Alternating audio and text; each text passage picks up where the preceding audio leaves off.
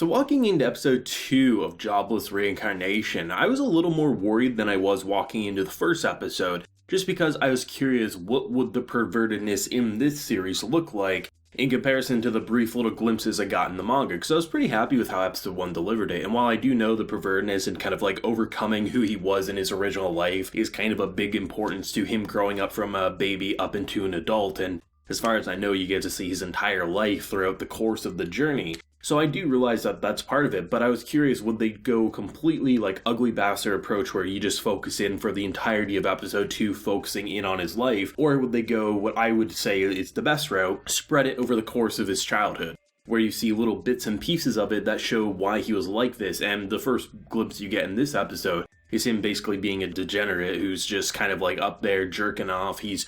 looking at porn that he probably shouldn't be as there's a funeral going on before he gets tossed on his ass. And you're like, well, this guy's clearly a piece of shit. And then over the course of the episode, you get to see other things that happened to him that clearly made him into that sort of recluse, such as the whole idea of a school literally stripping him down and like basically hanging him up like a cross, like Jesus Christ, as they make fun of his dick size. And I'm like, holy shit, this is pretty intense. I actually really liked episode 2, and I think it matched the quality of the first episode exceptionally well, where you get this idea of growth, and even though it's nothing insane, the idea of someone who used to trap himself inside his entire life, afraid to go outside just in case someone bullies him or said something mean to him, which if you've had that much emotional abuse, it's crystal clear why you would become like that. So to have something like this where your teacher on your graduation day takes you outside, and as scared as you are, you start seeing the world as not really something to be feared, but just something worth exploring. And I think that's a really powerful message for a show that really didn't need to be it. While you can definitely say the series is perverted, I would also argue that its pervertedness is a lot more natural than what you typically see in any anime. You see horniness or pervertedness in anime, it's, oh, here's the bath scene where they're all at a spring and, someone's trying to peep in, or, oh, they fall on the chest of some girl. It's very much anime convenience, and it's pretty bad, all things considered. And while yes, there's definitely quirks about Rudy, the fact that he steals underwear and certain things, I mean, if you looked at it just from a kid's point of view, that easily could happen, just we also remember that he's an adult, so it makes it a little weirder. But still, the idea of the parents, like, having sex, or Roxy listening in because, well, in a world where there is no porn, you gotta take what you can get, and she probably also gets the thrill of the hallway, where she could get caught, which is a kink. So the fact that they don't go the traditional perviness, while yeah, that may sound like a weird thing to compliment, it is something I haven't seen before in anime, because generally it is the most cliche, here's the ridiculousness, oh, panty shot, things like that, but rather,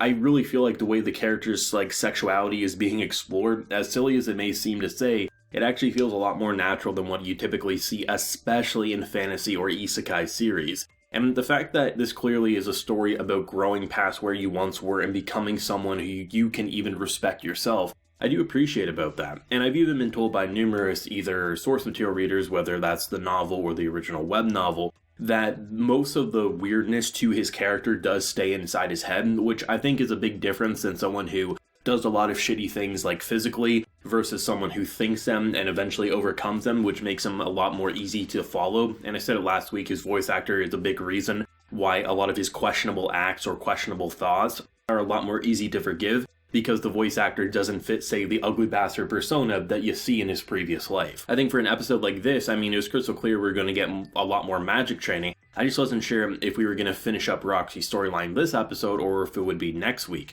And the idea of having her be there for a couple of years and actually really grow accustomed to this village, someone who used to get pushed back by because of the color of her hair, and just we learned some cultural histories about wars and things like that, eventually reaches a point where she can no longer train this child prodigy. There's nothing else she can teach him, and it's a pretty sad moment. Even though we've only really known her for like an episode and a half at this point, you do feel like this is a connection that he really values, and I think the way that they got the viewer to really care about it, outside of just like, oh, some people say her character design cute, or oh, they'll say they like her voice actress, or oh, they like her magic. If you're looking at it for a more like substance point of view, the fact that she was a big reason why he was able to overcome one of his hardest hurdles, which is being able to go outside the village, and the fact that they actually had that character trait there since he was born, like even the parents themselves admit, like for some reason he's scared to go outside, they're just viewing it as like maybe he's scared of monsters, but the viewer watching understands that it's a lot more personal. It's pretty damn tragic, all things considered. As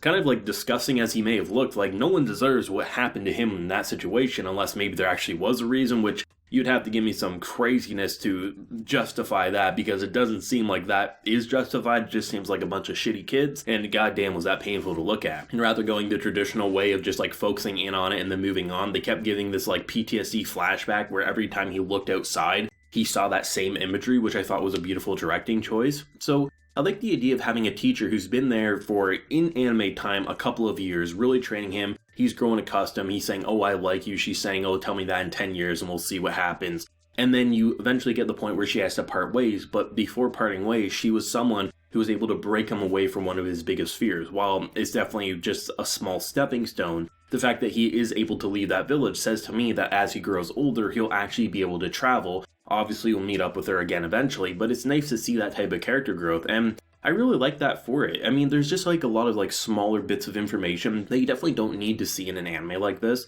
but I think it adds to a lot of like the substance to it to make it feel a lot more fleshed out, as it is a different world. Like the fact that they don't celebrate birthdays unless it's every 5th, so the 5th, the 10th, the 15th, the 20th, etc., etc. That is what they'll celebrate. They'll throw a big party, you'll get gifts, but they don't do it every year, which I think is really interesting and fascinating, and it's something that's just the little bits of detail, the smaller details that don't really do anything too crazy, but they all add up to make it feel like, oh, this isn't just a fantasy Earth, but rather this is a fantasy world from Jobless Reincarnation, and I really like that. Once again, I just love the comedy as well. I mean, our girl literally destroys a horse and then has to revive it real quick after summoning a giant-ass storm, and I'm like, holy shit, this series has no chill. But I really like seeing how he went all out rather than what I thought was going to happen, because she's saying, I have nothing left to teach you. What I thought he was going to do was that he was going to fail the magic and she'd have to stick around a little longer. Instead, he actually gave it his all and did more impressive magic than what she showcased, and I really like that, because typically I think most of us who've seen enough Isekai or enough shows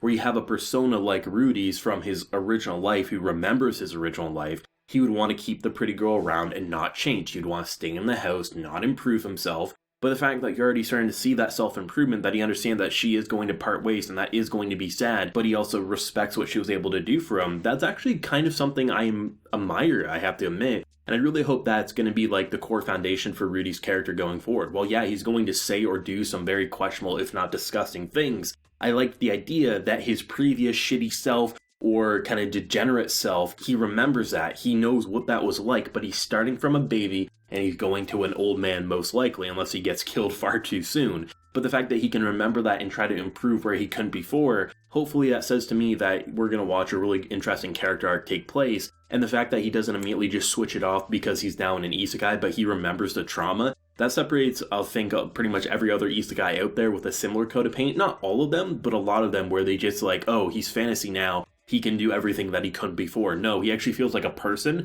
good and bad, and the fact that he has both of those traits make him a lot more interesting to follow, all things considered. I'm really excited for episode 3 and the remainder of this show. While we know it's going to be a split core and we're going to get one core now and then we'll get the next core in summer, I'm really excited to see where this story is going to take place, because it feels like something that's not meant to just be a 2-core and we're done. This feels like it's going to have quite a few seasons, similar to something like The Rising of the Shield Hero and other things like that, so I'm excited for more. Let me know your thoughts and feelings, and definitely your theories down below on where the story could go after having Roxy part ways. Do you think he's going to get another teacher? Do you think he's going to work on his swordsmanship? Because, I mean, he's a little boy and father's trying to teach him to cut down rocks, which seems a little absurd, but his magic power is completely on point for a young boy, so I guess we'll see what happens, but let me know your feelings down below. If you enjoyed the video, leave a like, share your support, and hit that subscribe button if you're happy and new around here. So until next time, everyone, please take care and have a good one.